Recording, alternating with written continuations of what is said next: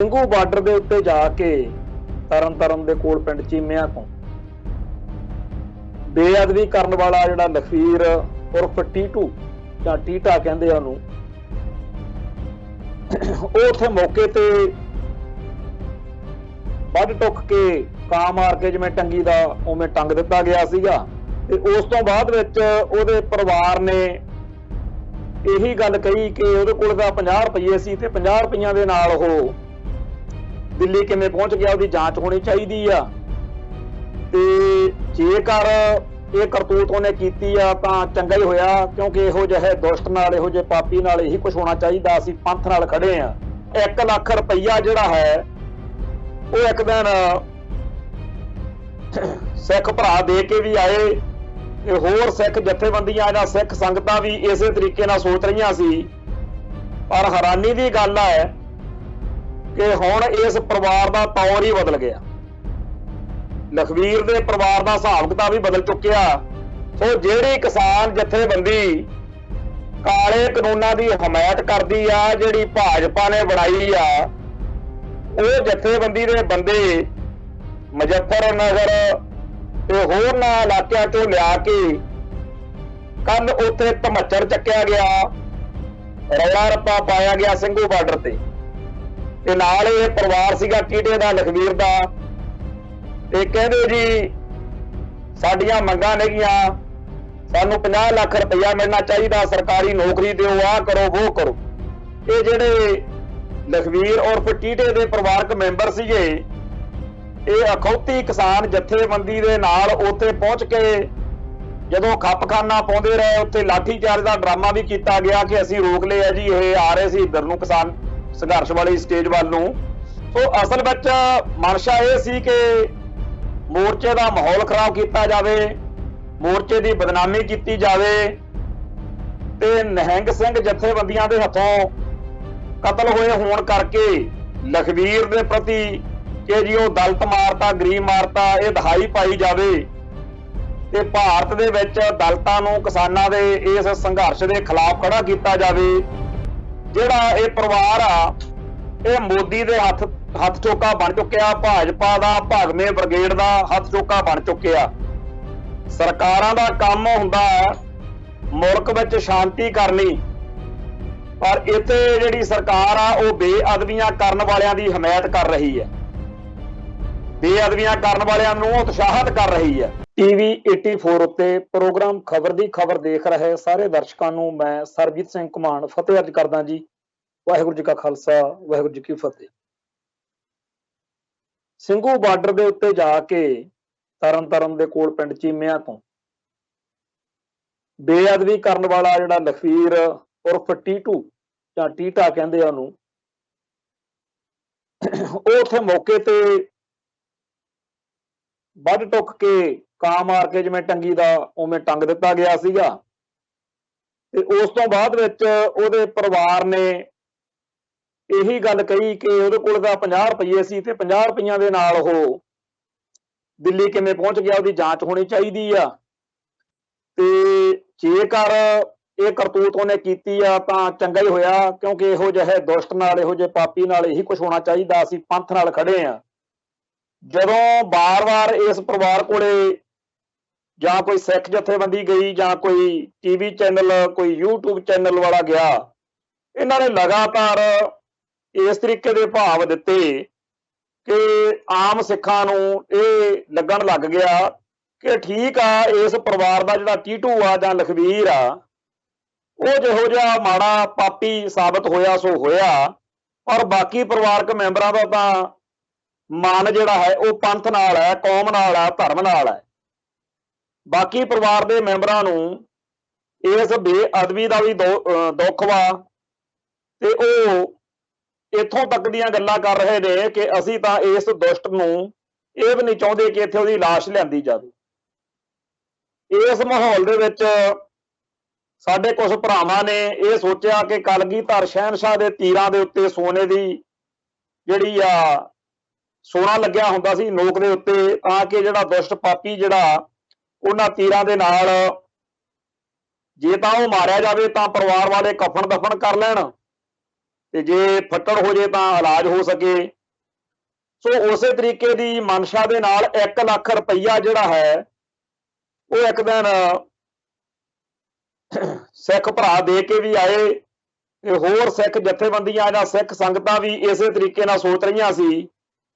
ਪਰ ਹੈਰਾਨੀ ਦੀ ਗੱਲ ਹੈ ਕਿ ਹੁਣ ਇਸ ਪਰਿਵਾਰ ਦਾ ਤੌਰ ਹੀ ਬਦਲ ਗਿਆ। ਲਖਵੀਰ ਦੇ ਪਰਿਵਾਰ ਦਾ ਹਿਸਾਬ ਕਿਤਾਬ ਵੀ ਬਦਲ ਚੁੱਕਿਆ। ਉਹੀ ਪਰਿਵਾਰ ਜਿਹੜਾ ਪੰਥ ਦੀ, ਕੌਮ ਦੀ, ਧਰਮ ਦੀ, ਸਿੱਖਾਂ ਦੇ ਜਜ਼ਬਾਤਾਂ ਦੀ ਗੱਲ ਕਰਦਾ ਸੀ, ਅੱਜ ਉਸ ਪਰਿਵਾਰ ਨੂੰ ਮੋਦੀ ਸਰਕਾਰ ਨੇ ਹੱਥ ਚੋਕਾ ਬਣਾ ਲਿਆ ਆਪਦਾ। ਤੇ ਕੱਲ ਸ਼ਾਮ ਨੂੰ ਜਦੋਂ ਨਿਹੰਗ ਸਿੰਘਾਂ ਦੀ ਇਕੱਤਰਤਾ ਸਮਾਪਤ ਹੋਈ ਹੈ, ਜਿਹਦੇ ਵਿੱਚ ਇਹ ਫੈਸਲਾ ਲਿਆ ਗਿਆ, ਕਿਉਂਕਿ ਬੇਅਦਬੀ ਕਾਂਡ ਤੋਂ ਬਾਅਦ ਕੁਝ ਹੋਸ਼ੇ ਦਿਮਾਗ ਵਾਲਿਆਂ ਨੇ ਗੱਲਾਂ ਕਹੀਆਂ ਸੀਗੀਆਂ ਕਿ ਨਿਹੰਗ ਸਿੰਘ ਇੱਥੋਂ ਚਲੇ ਜਾਣ। ਹੈ ਤਾਂ ਉਹ ਕਿਸਾਨ ਲੀਡਰਸ਼ਿਪ ਦੇ ਵਿੱਚ ਐਵੇਂ ਬੇਕਾਰ ਜਿਹੇ ਬੰਦੇ ਆ, ਪਰ ਉਹਨਾਂ ਦੀ ਗੱਲ ਜਿਹੜੀ ਆ ਲੋਕਾਂ ਨੂੰ ਬੜਾ ਚੁਭੀ। ਤੇ ਉਸ ਮੌਕੇ ਨਿਹੰਗ ਸਿੰਘਾਂ ਨੇ ਇਹ ਐਲਾਨ ਕਰਤਾ ਸੀਗਾ ਕਿ ਅਸੀਂ 27 ਅਕਤੂਬਰ ਨੂੰ ਇਕੱਤਰਤਾ ਬੁਲਾ ਲਈ ਆ, ਜਿਹੜਾ ਸਾਨੂੰ ਪੰਥ ਫੈਸਲਾ ਦੇਊਗਾ ਅਸੀਂ ਉਸ ਹਿਸਾਬ ਨਾਲ ਕਰ ਲਾਂਗੇ। ਸੋ ਕੱਲ ਜਦੋਂ ਇਕੱਤਰਤਾ ਦੇ ਵਿੱਚ ਇਹ ਐਲਾਨ ਹੋਇਆ ਕਿ ਨਿਹੰਗ ਜਥੇਬੰਦੀਆਂ ਮੋਰਚੇ ਦੇ ਵਿੱਚ ਡਟੀਆਂ ਰਹਿਣਗੀਆਂ, ਤਾਂ ਐਨ ਉਸੇ ਮੌਕੇ ਇਸ ਦੁਸ਼ਟ ਪਾਪੀ ਲਖਵੀਰ ਦਾ ਪਰਿਵਾਰ ਜਿਹੜਾ ਹੈ ਉਹਦੇ ਨਾਲ ਭਾਜਪਾ ਦੀ ਬਣਾਈ ਹੋਈ ਇੱਕ ਜਥੇਬੰਦੀ ਆ, ਕਿਸਾਨ ਜਥੇਬੰਦੀ ਕਹਿੰਦੇ ਆਪਦੇ ਆਪ ਨੂੰ, ਭਾਵੇਂ ਇਹ ਉਹੀ ਜਥੇਬੰਦੀ ਆ ਜਿਹਨੇ ਪਿਛਲੇ ਸਾਲ ਦਸੰਬਰ ਮਹੀਨੇ ਦੇ ਵਿੱਚ ਵੀ ਨਰਿੰਦਰ ਮੋਦੀ ਕੋਲ ਜਾ ਕੇ ਐਲਾਨ ਕੀਤਾ ਸੀਗਾ ਵੀ ਅਸੀਂ ਕਾਲੇ ਕਾਨੂੰਨਾਂ ਦੀ ਹਮਾਇਤ ਕਰਦੇ ਹਾਂ। ਸੋ ਜਿਹੜੀ ਕਿਸਾਨ ਜਥੇਬੰਦੀ ਕਾਲੇ ਕਾਨੂੰਨਾਂ ਦੀ ਹਮਾਇਤ ਕਰਦੀ ਆ, ਜਿਹੜੀ ਭਾਜਪਾ ਨੇ ਬਣਾਈ ਆ, ਉਹ ਜਥੇਬੰਦੀ ਦੇ ਬੰਦੇ ਮੁਜ਼ੱਫਰਨਗਰ ਤੇ ਹੋਰਨਾਂ ਇਲਾਕਿਆਂ ਤੋਂ ਲਿਆ ਕੇ ਕੱਲ ਉੱਥੇ ਧਮੱਚਰ ਚੱਕਿਆ ਗਿਆ, ਰੌਲਾ ਰੱਪਾ ਪਾਇਆ ਗਿਆ ਸਿੰਘੂ ਬਾਰਡਰ ਤੇ ਨਾਲ ਇਹ ਪਰਿਵਾਰ ਸੀਗਾ ਟੀਟੇ ਦਾ, ਲਖਵੀਰ ਦਾ। ਤੇ ਕਹਿੰਦੇ ਜੀ ਸਾਡੀਆਂ ਮੰਗਾਂ ਨੇਗੀਆਂ, ਸਾਨੂੰ 50 ਲੱਖ ਰੁਪਈਆ ਮਿਲਣਾ ਚਾਹੀਦਾ, ਸਰਕਾਰੀ ਨੌਕਰੀ ਦਿਓ, ਆਹ ਕਰੋ ਉਹ ਕਰੋ। ਇਹ ਜਿਹੜੀ ਸਾਰੀ ਗੱਲਬਾਤ ਸੀਗੀ, ਉੱਥੇ ਪੱਤਰਕਾਰ ਭਾਈਚਾਰੇ ਵਾਲੇ ਜਦੋਂ ਪਹੁੰਚੇ, ਨਾ ਤਾਂ ਲਖਵੀਰ ਦੇ ਪਰਿਵਾਰ ਨੂੰ ਕੋਈ ਗੱਲ ਆਵੇ ਕਿ ਭਾਈ ਇਹ ਜਿਹੜਾ ਮੰਗ ਕਰਦੇ ਹੋ ਤੁਸੀਂ, ਇਹ ਕਿਸਾਨ ਜਥੇਬੰਦੀਆਂ ਤੋਂ ਕਰ ਰਹੇ ਹੋ ਕਿ ਨਿਹੰਗ ਜਥੇਬੰਦੀਆਂ ਤੋਂ ਕਰ ਰਹੇ ਆ। ਇਹ ਜਿਹੜੀਆਂ ਤੁਹਾਡੀਆਂ ਮੰਗਾਂ ਨੇ ਇਹ ਜਾਂ ਤਾਂ ਪੰਜਾਬ ਸਰਕਾਰ ਤੋਂ ਪੂਰੀਆਂ ਹੋਣੀਆਂ ਜਾਂ ਦਿੱਲੀ ਸਰਕਾਰ ਤੋਂ ਪੂਰੀਆਂ ਹੋਣੀਆਂ, ਮੋਦੀ ਸਰਕਾਰ ਤੋਂ। ਤੇ ਜੇ ਮੋਦੀ ਸਰਕਾਰ ਜਾਂ ਪੰਜਾਬ ਸਰਕਾਰ ਨਾਲ ਤੁਹਾਡਾ ਮਸਲਾ ਹੈ, ਫਿਰ ਇੱਥੇ ਕੀ ਕਰਨ ਆਏ ਹੋ? ਗੱਲ ਕੋਈ ਆਉਂਦੀ ਨਹੀਂ ਸੀ। ਪਰ ਇਹ ਜਿਹੜੇ ਲਖਵੀਰ ਉਰਫ ਟੀਟੇ ਦੇ ਪਰਿਵਾਰਕ ਮੈਂਬਰ ਸੀਗੇ, ਇਹ ਅਖੌਤੀ ਕਿਸਾਨ ਜਥੇਬੰਦੀ ਦੇ ਨਾਲ ਉੱਥੇ ਪਹੁੰਚ ਕੇ ਜਦੋਂ ਖੱਪਖਾਨਾ ਪਾਉਂਦੇ ਰਹੇ, ਉੱਥੇ ਲਾਠੀਚਾਰਜ ਦਾ ਡਰਾਮਾ ਵੀ ਕੀਤਾ ਗਿਆ ਕਿ ਅਸੀਂ ਰੋਕ ਲਿਆ ਜੀ, ਇਹ ਆ ਰਹੇ ਸੀ ਇੱਧਰ ਨੂੰ ਕਿਸਾਨ ਸੰਘਰਸ਼ ਵਾਲੀ ਸਟੇਜ ਵੱਲ ਨੂੰ। ਸੋ ਅਸਲ ਵਿੱਚ ਮਨਸ਼ਾ ਇਹ ਸੀ ਕਿ ਮੋਰਚੇ ਦਾ ਮਾਹੌਲ ਖਰਾਬ ਕੀਤਾ ਜਾਵੇ, ਮੋਰਚੇ ਦੀ ਬਦਨਾਮੀ ਕੀਤੀ ਜਾਵੇ ਤੇ ਨਿਹੰਗ ਸਿੰਘ ਜਥੇਬੰਦੀਆਂ ਦੇ ਹੱਥੋਂ ਕਤਲ ਹੋਏ ਹੋਣ ਕਰਕੇ ਲਖਵੀਰ ਦੇ ਪ੍ਰਤੀ ਕਿ ਜੀ ਉਹ ਦਲਿਤ ਮਾਰਤਾ, ਗਰੀਬ ਮਾਰਤਾ, ਇਹ ਦਹਾਈ ਪਾਈ ਜਾਵੇ ਤੇ ਭਾਰਤ ਦੇ ਵਿੱਚ ਦਲਿਤਾਂ ਨੂੰ, ਕਿਸਾਨਾਂ ਦੇ ਇਸ ਸੰਘਰਸ਼ ਦੇ ਖਿਲਾਫ ਖੜਾ ਕੀਤਾ ਜਾਵੇ। ਅੰਗਰੇਜ਼ਾਂ ਵੇਲੇ ਕਹਿੰਦੇ ਹੁੰਦੇ ਸੀ ਪਾੜੋ ਤੇ ਰਾਜ ਕਰੋ ਦੀ ਨੀਤੀ ਆ, ਤੇ ਹੁਣ ਜਿਹੜੇ ਕਾਲੇ ਅੰਗਰੇਜ਼ ਆ ਕੇ ਬਹਿ ਗਏ ਆ, ਇਹਨਾਂ ਦਾ ਵੀ ਹਾਲ ਚਾਲ ਉਹੀ ਆ। ਇਹ ਵੀ ਵੱਧ ਤੋਂ ਵੱਧ ਲੋਕਾਂ ਦੇ ਟੁਕੜੇ ਕਰਕੇ ਪਾਟੋ ਧਾੜ, ਨਫ਼ਰਤ, ਦਵੈਸ਼, ਈਰਖਾ, ਸਾੜਾ ਵਧਾ ਰਹੇ ਨੇ, ਖੂਨ ਖਰਾਬੇ ਨੂੰ ਉਤਸ਼ਾਹਿਤ ਕਰ ਰਹੇ ਨੇ। ਸੋ ਉਸ ਤਰੀਕੇ ਦੀ ਖੇਡ ਕੱਲ ਸਿੰਘੂ ਬਾਰਡਰ ਤੇ ਖੇਡੀ ਗਈ। ਸੋ ਜਿਹੜਾ ਇਹ ਪਰਿਵਾਰ ਕੱਲ ਪਿਛਲੇ ਹਫ਼ਤੇ ਤੱਕ ਕਹਿੰਦਾ ਸੀਗਾ ਕਿ ਅਸੀਂ ਤਾਂ ਬੜੇ ਗਰੀਬ ਆ, ਲੱਖ ਰੁਪਈਆ ਸਿੱਖ ਸੰਗਤਾਂ ਨੇ ਦੇ ਕਾਹਦਾ ਦਿੱਤਾ, ਉਹੀ ਲੱਖ ਰੁਪਈਆ ਹੁਣ ਸਿੱਖਾਂ ਨੂੰ ਸੰਤਾਪ ਦੇਣ ਲਈ ਇਹ ਪਰਿਵਾਰ ਵਰਤ ਰਿਹਾ। ਤੇ ਜਿਹੜਾ ਇਹ ਪਰਿਵਾਰ ਆ, ਇਹ ਮੋਦੀ ਦੇ ਹੱਥ ਚੋਕਾ ਬਣ ਚੁੱਕਿਆ, ਭਾਜਪਾ ਦਾ, ਭਗਵੇਂ ਬ੍ਰਿਗੇਡ ਦਾ ਹੱਥ ਚੋਕਾ ਬਣ ਚੁੱਕਿਆ। ਸਰਕਾਰਾਂ ਦਾ ਕੰਮ ਹੁੰਦਾ ਮੁਲਕ ਵਿੱਚ ਸ਼ਾਂਤੀ ਕਰਨੀ, पर इत्थे जिहड़ी सरकार आ वो बेअदबियां करन वालियां दी हमायत कर रही है, बेअदबियां करन वालियां नूं उत्साहित कर रही है। विजय सांपला जिहड़ा एससी कमिशन का चेयरमैन है, ਉਹਨੂੰ बड़ा हेज आया होया, वो बड़ा भज दौड़ कर रहा कि वो इस परिवार नूं पूरा चकना चक रहा, पूरी पंप दे रहा। बेअदबी करन वालियां घटनावां दे विच घट्टो घट्ट 400 घटनावां हो चुकियां, जिन्हां विच अज तक किसी दोषी नूं मिसाली सज़ा नहीं हुई। एक घवद्दी वाली जनानी ते एक महेंद्रपाल बिट्टू जिहड़ा बरगाड़ी कांड दा डेरा सरसे वालियां दा मुख बंदा सी, ये दो जरूर ਸਿੰਘਾਂ ने सोधे आ, पर ये बावजूद बेअदबियां दी लगातारता बनी हुई आ। ते केसगढ़ साहब जिदण बेअदबी हुई सी, उदण जथेदार रघवीर सिंह ने ते जथेदार हरप्रीत सिंह ने खोल कहा सीगा कि इन्हां नूं बेअदबी करन वालियां नूं ਸਿੰਘਾਂ नूं आप ही सोधे लाउणे पैणगे। ते यही गल हुई जिदण ਸਿੰਘੂ बार्डर ते लखवीर बेअदबी करन गया, ਸਿੰਘਾਂ ने सोधा लाता। हुण अज तिकर बेअदबियां करन वालियां नूं कानून ने सज़ा नहीं दित्ती। उदों विजय सांपला नूं कोई दर्द नहीं होया, ते जदों एक बेअदबी करन वाला रगड़ दिता तां विजय सांपला नूं मोदी सरकार नूं बड़ी विपता पई हुई है। पहला तां 4-5 लाख रुपया हरियाणे तो दवा दिता है, 8,25,000 कुल मिलना है परिवार नूं। ते शायद ये गल का वचन लैके दिते होण पैसे कि पैसे तुहानूं होर भी बथेरे देंगे, पर जो असीं कहने आ करी चलो। सो पहला उन्होंने एससी कमिशन चेयरमैन के हैसियत में विजय सांपला नूं मिल के जो फोटो फाटो कराई, उदों 4,25,000 देता। हुण बाकी 4 लाख दे देणगे, क्योंकि हुण खबर आई आ भी जिहड़ा अमित शाह मुल्क का केंद्री गृह मंत्री है, ਉਹਦੇ OSD नाल ਇਹਦੇ परिवार की मुलाकात कराई आ ते 50 लाख रुपये का मुआवजा मंगिया।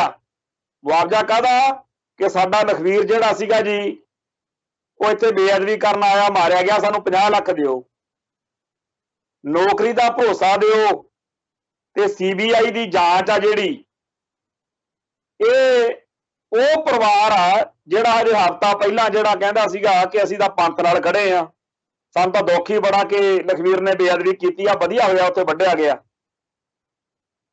अज इस परिवार की एडी पहुंच हो गई कि कहंदे कहाउंदे अधिकारियां नाल, वजीरां नाल केंद्री गृह मंत्री के दफ्तर च जाके बड़ी सहज नाल, बड़ी मौज नाल मुलाकातां करन जोगा हो गया।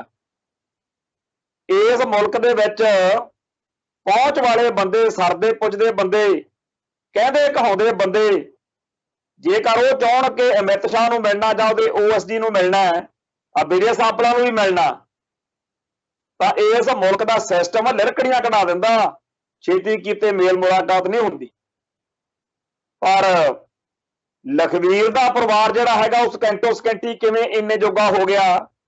असल में ये सारा ड्रामा जिहड़ा है वो मोदी सरकार का विउंतिया होया है। तो मोदी सरकार इस परिवार नूं किस मकसद लई वरतना चाहुंदी है, वो किसी नूं लुकिया छिपिया नहीं है। सब नूं पता है बई जिद्दण वो खबर आई सी कि उसदा हथ ते पैर वढ़ दिता है, तो बड़ा सुकून सिखां नूं हासिल होया कि शुकर है हुण बेअदबी करन वालियां दे दिलां 'च इस गल दी दहशत पवेगी कि जे बेअदबी करन गए गाहां बढ़ांगा भी हो सकदा, गाहां वढ टोक के टंग दिंदे आ जिवें ਕਾਂ मार के टंगिया हुंदा। ਇਹ गल दिल्ली दरबार नूं मंजूर नहीं हुई। दिल्ली दरबार नूं ਇਹ तां मंजूर आ कि बेअदबियां हुंदियां रहण, इंसाफ ना मिले ते दोषी शरेआम घुमदे रहण, जमानतां करा के मानसिक रोगी कह के मिंटो मिंटी छड्ड दिंदे आ। पर दिल्ली दरबार नूं ਇਹ मंजूर नहीं कि बेअदबी करन कराउण वालिਆਂ ਦੇ दिलां ਵਿੱਚ दहशत पवे ते ਉਹ ਕਹਿਣ कि ਅਸੀਂ नहीं बेअदबी करनी। सो उस दिन ਜਦੋਂ ਸਿੱਖਾਂ ਨੂੰ ਤਸੱਲੀ ਦਾ ਅਹਿਸਾਸ ਹੋਇਆ, ਸਕੂਨ ਦਾ ਅਹਿਸਾਸ ਹੋਇਆ, ਤਾਂ ਬਹੁਤ ਵੱਡੇ ਪੱਧਰ ਦੇ ਉੱਤੇ ਬਹੁਤ ਸਾਰੇ ਲੋਕਾਂ ਨੇ ਹਾਹਾਕਾਰ ਮਚਾਈ ਕਿ ਬੜਾ ਵਹਿਸ਼ੀਆਨਾ ਕਤਲ ਹੋ ਗਿਆ। ਭਾਈ ਜਦੋਂ ਸੂਬਾ ਸਰਹੰਦ ਨੂੰ ਰਗੜਾ ਚਾੜਿਆ ਸੀ, ਕਦੇ ਇਤਿਹਾਸ ਪੜ੍ਹ ਕੇ ਦੇਖੋ ਕਿ ਉਹਦੇ ਨਾਲ ਜੋ ਕੀਤਾ ਗਿਆ ਸੀ ਉਹ ਕੀ ਕੀਤਾ ਗਿਆ ਸੀ ਸੂਬਾ ਸਰਹੰਦ ਨਾਲ। ਫਿਰ ਲਖਪਤ ਰਾਏ ਦਾ ਜੋ ਹਸ਼ਰ ਸਿੰਘਾਂ ਨੇ ਕੀਤਾ ਸੀ ਉਹ ਤਾਂ ਫਿਰ ਕਰੂਰਤਾ ਦੀ ਹੱਦ ਹੀ ਹੋ ਗਈ ਤੁਹਾਡੇ ਹਿਸਾਬ ਨਾਲ।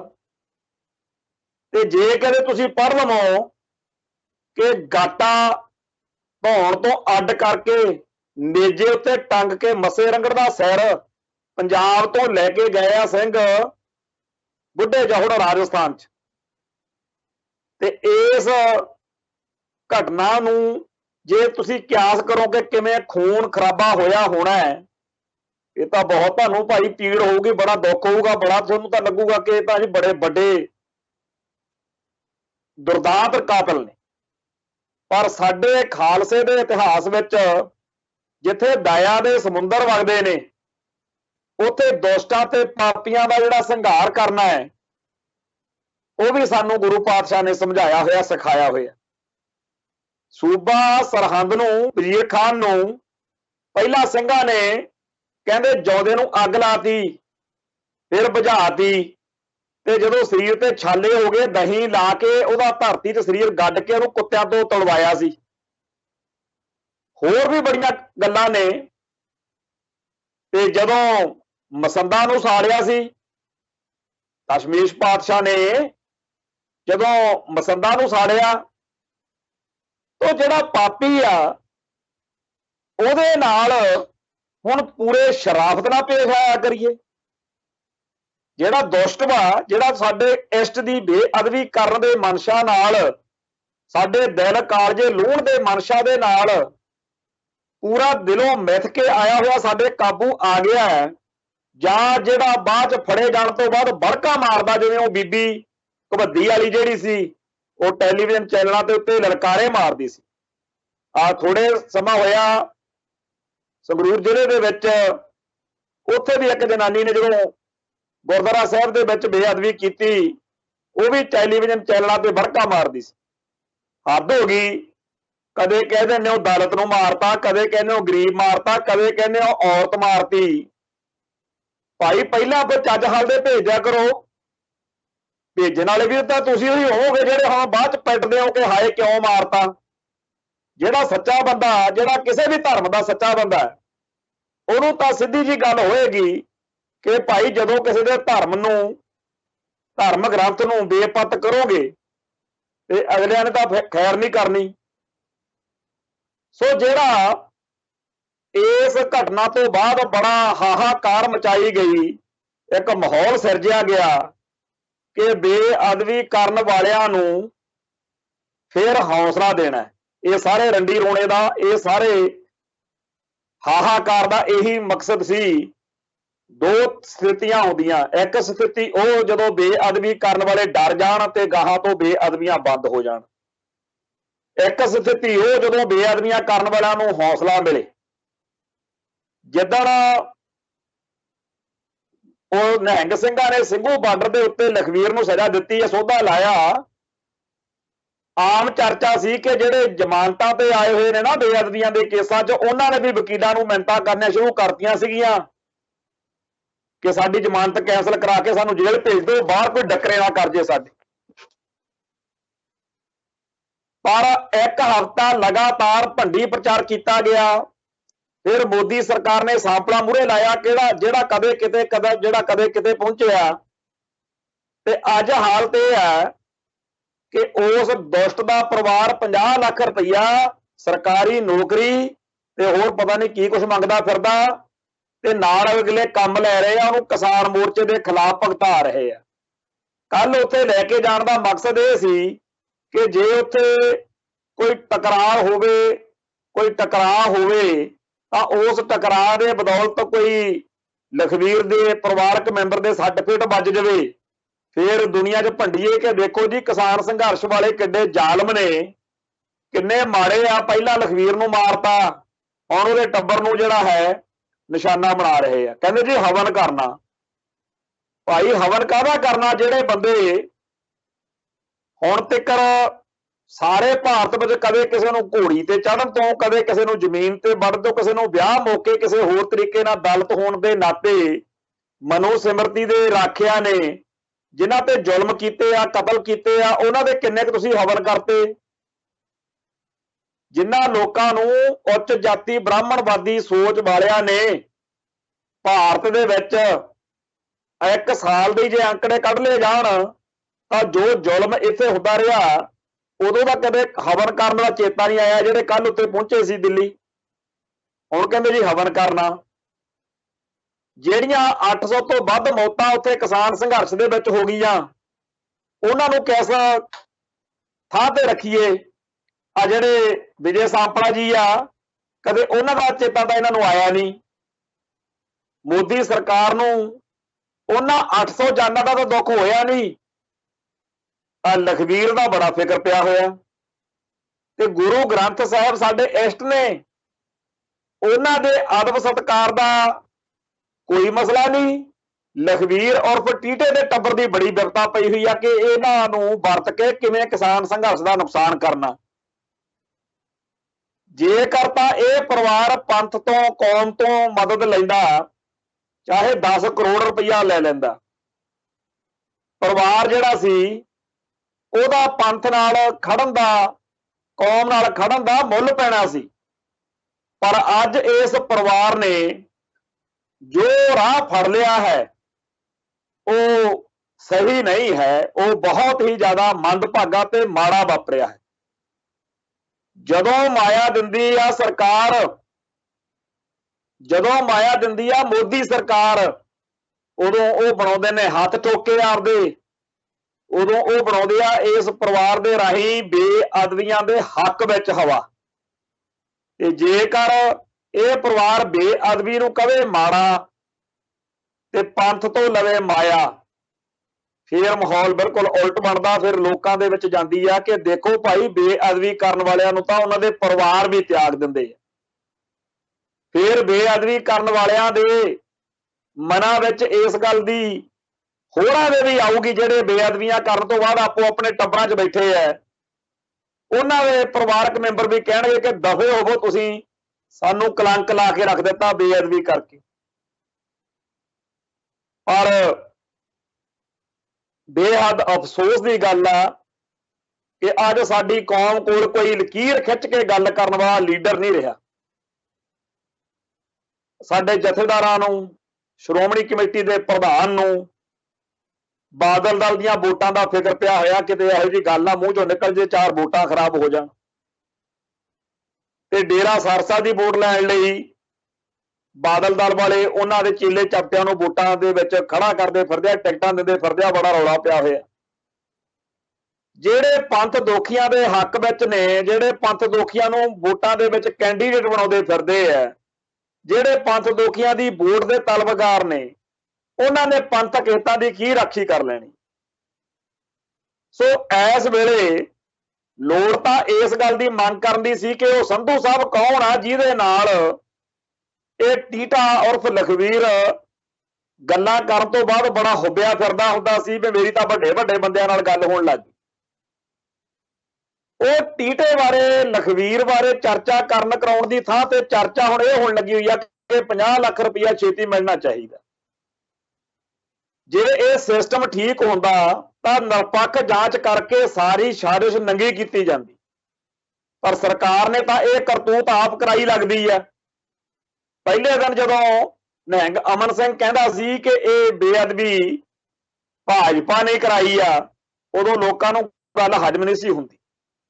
ਪਰ ਹੁਣ ਜਿਹੜਾ ਮਾਹੌਲ ਦਿਨੋਂ ਦਿਨ ਬਣ ਰਿਹਾ, ਲੱਗਦਾ ਇਹੀ ਆ ਕਿ ਇਹ ਕਰਤੂਤ ਜਿਹੜੀ ਆ ਉਹ ਭਾਜਪਾ ਨੇ ਵੀ ਕਿਸੇ ਆਪਦੇ ਏਜੰਟ ਰਾਹੀਂ, ਕਿਸੇ ਆਪਦੇ ਅਫਸਰ ਦੀ ਡਿਊਟੀ ਲਾਈ ਲੱਗਦੀ ਆ ਕਿ ਬੇਅਦਬੀਆਂ ਲਗਾਤਾਰ ਜਿਹੜੀਆਂ ਨੇ ਉਹ ਹੁੰਦੀਆਂ ਰਹਿਣੀਆਂ ਚਾਹੀਦੀਆਂ। ਇੱਕ ਸਥਿਤੀ ਉਹ ਸੀ ਜਦੋਂ ਹਰੇਕ ਸਿੱਖ ਸੋਚਦਾ ਸੀ ਕਿ ਪਰਿਵਾਰ ਦੇ ਖਿਲਾਫ ਕੋਈ ਮੰਦ ਭਾਵਨਾ ਨਹੀਂ ਰੱਖਣੀ ਚਾਹੀਦੀ। ਲਖਵੀਰ ਨੇ ਜੋ ਕਰਤਾ ਸੋ ਕਰਤਾ। ਪਰ ਅੱਜ ਹਰੇਕ ਨੂੰ ਲੱਗਦਾ ਹੈ ਕਿ ਸਾਡੀ ਅਕਲ ਤੇ ਪਰਦਾ ਪੈ ਗਿਆ ਸੀ। ਅਸੀਂ ਕਿਉਂ ਇਸ ਗੱਲ ਦੀ ਸਿਫਤ ਕੀਤੀ ਕਿ ਬੱਲੇ ਭਾਈ ਜਿਹੜਾ ਤੁਸੀਂ ਲੱਖ ਰੁਪਇਆ ਦੇ ਕੇ ਆਏ। ਹੁਣ ਹਰੇਕ ਨੂੰ ਲੱਗਦਾ ਹੈ ਕਿ ਇਹ ਤਾਂ ਬਕਾਊ ਮਾਲ ਆ, ਇਹ ਤਾਂ ਮੋਦੀ ਤੋਂ 50 ਲੱਖ ਮਿਲਣ ਦੀ ਜਾਂ 5 ਲੱਖ ਜਾਂ 2 ਲੱਖ ਮਿਲਣ ਦੀ ਆਸ ਨਾਲ ਉਧਰ ਭੁਗਤ ਗਏ, ਤੇ ਜੇਕਰ ਇਹਨਾਂ ਨੂੰ ਥੋੜੇ ਜਿਹੇ ਕੋਈ ਪੈਸੇ ਵੱਧ ਦਿੰਦਾ ਹੋਵੇ ਇਹ ਕੁਝ ਹੋਰ ਕਰ ਸਕਦੇ। ਇਹੀ ਉਹ ਲਾਲਚੀ ਬਿਰਤੀ ਹੈ, ਇਹੀ ਉਹ ਹਾਲਾਤ ਆ ਜਿਹਦੇ ਵਿੱਚ ਫਸ ਕੇ ਲੋਕ ਜਿਹੜੇ ਆਪਾਂ ਆਪ ਕਰਨ ਨੂੰ ਤਿਆਰ ਹੁੰਦੇ ਆ। ਜੇ ਲਖਵੀਰ ਦਾ ਪਰਿਵਾਰ ਅੱਜ ਪੈਸੇ ਦੇ ਲਾਲਚ ਵਿੱਚ ਮੋਦੀ ਦਾ ਹੱਥ ਟੋਕਾ ਬਣਿਆ ਤਾਂ ਭਾਈ ਫਿਰ ਲਖਵੀਰ ਉਰਫ ਟੀਟਾ ਕਿਉਂ ਨਹੀਂ 30,000 ਦੇ ਲਾਲਚ ਵਿੱਚ, ਜਿਹੜੀ ਉਹ ਗੱਲ ਮਰਨ ਤੋਂ ਪਹਿਲਾਂ ਕਹਿ ਗਿਆ ਕਿ ਅਸੀਂ 20 ਬੰਦੇ ਆ 30,000 ਰੁਪਇਆ ਲੈ ਕੇ ਇੱਥੇ ਆਏ ਹੋਏ। ਸੋ ਬਹੁਤ ਜ਼ਿਆਦਾ ਮਾੜੀ ਗੱਲ ਵਾਪਰੀ ਆ, ਬੇਅਦਬੀ ਹੋਈ ਹੈ। ਉਦੋਂ ਮਾੜੀ ਗੱਲ ਵਾਪਰੀ ਹੈ ਕਿ ਬੰਦਾ ਮਾਰਨਾ ਪੈ ਗਿਆ, ਪਰ ਮਾਰੇ ਬਿਨਾਂ ਕੋਈ ਰਾਹ ਨਹੀਂ ਸੀ ਬਚਿਆ। ਚੰਗਾ ਕੀਤਾ ਗੁਰੂ ਦੇ ਖਾਲਸੇ ਨੇ, ਭੱਜੇ ਨਹੀਂ, ਲੁਕੇ ਨਹੀਂ, ਗੱਜ ਵੱਜ ਕੇ ਗ੍ਰਿਫਤਾਰੀਆਂ ਦਿੱਤੀਆਂ ਨੇ ਤੇ ਕਿਹਾ ਕਿ ਜੋ ਕੀਤਾ ਉਹ ਤੇ ਸਾਨੂੰ ਫਖਰ ਹੈ। ਉਸ ਤੋਂ ਬਾਅਦ ਵਿੱਚ ਅੰਗਰੇਜ਼ੀ ਦੇ ਅਖਬਾਰ ਸਾਡੇ ਬੜੇ ਭਰਾ ਪੜ੍ਹਦੇ ਹੈ, ਬੜਾ ਆਪਦੇ ਆਪ ਨੂੰ ਅੰਗਰੇਜ਼ੀ ਪੜ੍ਹਨ ਵਾਲੇ ਬੰਦੇ, ਅੰਗਰੇਜ਼ੀ ਦੀਆਂ ਖਬਰਾਂ ਪੜ੍ਹਨ ਵਾਲੇ ਬੰਦੇ ਆਪਦੇ ਆਪ ਨੂੰ ਬਾਕੀਆਂ ਨਾਲੋਂ ਬੜਾ ਜ਼ਿਆਦਾ ਸਿਆਣੇ ਸਮਝਦੇ ਆ ਕਿ ਅਸੀਂ ਅੰਗਰੇਜ਼ੀ ਅਖਬਾਰ ਪੜ੍ਹਦੇ ਹਾਂ। ਉਹ ਅੰਗਰੇਜ਼ੀ ਦੇ ਕੁਝ ਅਖਬਾਰਾਂ ਦੇ ਵਿੱਚ ਇੱਕ ਸਰਕਾਰ ਨੇ ਖਬਰ ਪਲਾਟ ਕਰਾਈ ਕਿ ਭਾਈ ਇਹ ਜਿਹੜਾ ਉਹਦਾ ਹੱਥ ਵੱਢਣ ਵਾਲਾ ਬੰਦਾ ਹੈ ਲਖਵੀਰ ਦਾ, ਸਰਬਜੀਤ ਨਿਹੰਗ ਜਿਹੜਾ ਹੈ, ਸਰਬਜੀਤ ਸਿੰਘ ਨਿਹੰਗ ਸਿੰਘ ਜਿਹੜਾ ਹੈ, ਵੀ ਇਹ ਤਾਂ ਆਪ ਇਹਦਾ ਵਾਕਫ ਸੀ 3-4 ਮਹੀਨਿਆਂ ਤੋਂ ਲਖਵੀਰ ਦਾ, ਟੀਟੇ ਦਾ। ਇਹਦੇ ਪਿੰਡ ਰਹਿੰਦਾ ਰਿਹਾ ਚੀਬੇ। ਖਬਰ ਬੜੀ ਖਤਰਨਾਕ ਸੀਗੀ ਉਹ ਕਿ ਇਹ ਜੀ ਇਹਨੂੰ ਲੈ ਕੇ ਗਿਆ ਇੱਥੋਂ ਝਬਾਲ ਤੋਂ। ਸਾਰੀ ਜਿਹੜੀ ਇਹ ਖਬਰ ਸੀ ਇਹ ਦਰਸਾਉਂਦੀ ਸੀ ਕਿ ਜਿਹੜਾ ਲਖਵੀਰ ਆ ਇਹ ਤਾਂ ਵਿਚਾਰਾ ਸਿੱਧਾ ਸਾਦਾ ਭੋਲਾ ਭਾਲਾ ਬੰਦਾ, ਜਿਹਨੂੰ ਨਿਹੰਗ ਸਿੰਘ ਜਿਹੜੇ ਆ ਬੜੇ ਚਾਤਰ ਨੇ, ਬੜੇ ਮਕਾਰ ਨੇ, ਜਿਨ੍ਹਾਂ ਨੇ ਸਰਬਜੀਤ ਨੂੰ ਭੇਜਿਆ ਤੇ ਉਹ ਇਹਨੂੰ ਆ ਕੇ ਬਰਗੜਾ ਕੇ ਲੈ ਗਿਆ, ਉੱਥੇ ਲਿਜਾ ਕੇ ਵੜਤਾ। ਇਹ ਗੱਲ ਜਿਹੜਾ ਢੱਡਰੀਆਂ ਵਾਲਾ ਟਾਈਪ ਨੇ, ਪਾਲੀ ਭੁਪਿੰਦਰ, ਬਲਤੇਜ ਪੰਨੂ, ਗੁਰਤੇਜ ਪੰਨੂ, ਇਹ ਸਾਰੇ ਏਦਾਂ ਦੀ ਕਹਾਣੀ ਜਿਹੜੇ ਸਾਰੇ ਜਾਣੇ ਪਹਿਲੇ ਅਲਾਪ ਰਹੇ ਸੀ, ਉਸ ਹਿਸਾਬ ਦੇ ਨਾਲ ਇਸ ਤਰ੍ਹਾਂ ਦੀ ਖਬਰ ਅੰਗਰੇਜ਼ੀ ਦੇ ਅਖਬਾਰਾਂ 'ਚ ਚਮਕਾਈ ਗਈ ਪਿਛਲੇ ਦਿਨਾਂ 'ਚ। ਪਰ ਜਦੋਂ ਵਕੀਲ ਸਾਹਿਬ ਗਏ ਤੇ ਜਾ ਕੇ ਮਿਲੇ ਸਰਬਜੀਤ ਨੂੰ ਤਾਂ ਵਕੀਲ ਸਾਹਿਬ ਨੇ ਸਪਸ਼ਟ ਤੌਰ ਦੇ ਉੱਤੇ ਇਹ ਗੱਲ ਪੁੱਛੀ ਤਾਂ ਉਹ ਕਿਹਾ ਉਹਨੇ ਕਿ ਇਹ ਬਿਲਕੁਲ ਝੂਠੀ ਗੱਲ ਆ, ਮੈਂ ਤਾਂ ਜ਼ਿੰਦਗੀ 'ਚ ਚੀਮਿਆ ਪਿੰਡ ਹੀ ਨਹੀਂ ਕਿਤੇ ਗਿਆ।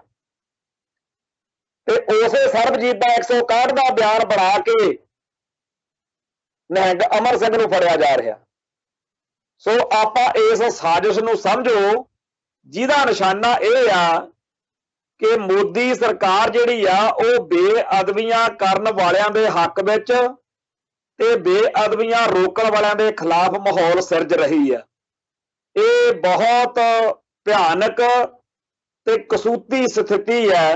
ਆਉਣ ਵਾਲੇ ਦਿਨਾਂ ਦੇ ਵਿੱਚ ਪੰਥ ਨੂੰ ਹੋਰ ਵੀ ਜ਼ਿਆਦਾ ਔਖ ਦਾ ਸਾਹਮਣਾ ਕਰਨਾ ਪੈ ਸਕਦਾ, ਕਿਉਂਕਿ ਜਦੋਂ ਸਰਕਾਰ ਮਾਈ ਬਾਪ ਕਿਸੇ ਖਿੱਤੇ ਦੀ, ਕਿਸੇ ਧਰਮ ਦੇ ਖਿਲਾਫ ਹੋ ਜਾਵੇ, ਕਿਸੇ ਕੌਮ ਦੇ ਇਸ਼ਟ ਦੀ ਬੇਅਦਬੀ ਕਰਨ ਵਾਲਿਆਂ ਦੇ ਹੱਕ ਵਿੱਚ ਡਟ ਜਾਵੇ, ਉਦੋਂ ਕੋਈ ਨਾ ਕੋਈ ਉਪਰਾਲਾ ਉਸ ਕੌਮ ਨੂੰ ਵੀ ਕਰਨਾ ਪੈਂਦਾ। ਸੋ ਕੌਮ ਦੇ ਹੱਕਾਂ ਲਈ, ਕੌਮ ਦੇ ਹਿੱਤਾਂ ਲਈ ਲੜਨ ਵਾਲਿਆਂ ਲਈ ਆਉਣ ਵਾਲੇ ਦਿਨ ਜਿਹੜੇ ਆ ਉਹ ਬਹੁਤ ਸੁਚੇਤ ਰਹਿ ਕੇ ਆਪਦੇ ਫਰਜ਼ ਨਿਭਾਉਣ ਵਾਲੇ ਨੇ। ਸੋ ਇੰਨੀਆਂ ਬੇਨਤੀਆਂ ਪ੍ਰਵਾਨ ਕਰਿਓ, ਬੋਲਦਿਆਂ ਕੋਲੋਂ ਕੋਈ ਸ਼ਬਦ ਉੱਚਾ ਨੀਵਾਂ ਬੋਲਿਆ ਗਿਆ ਹੋਵੇ, ਸੰਗਤ ਬਖਸ਼ਣਯੋਗ ਹੈ। ਫਤਿਹ ਅਰਜ ਕਰਦੇ ਆ ਜੀ। ਨਾਨਕ ਨਾਮ ਚੜ੍ਹਦੀ ਕਲਾ, ਤੇਰੇ ਭਾਣੇ ਸਰਬੱਤ ਦਾ ਭਲਾ। ਵਾਹਿਗੁਰੂ ਜੀ ਕਾ ਖਾਲਸਾ, ਵਾਹਿਗੁਰੂ ਜੀ ਕੀ ਫਤਿਹ।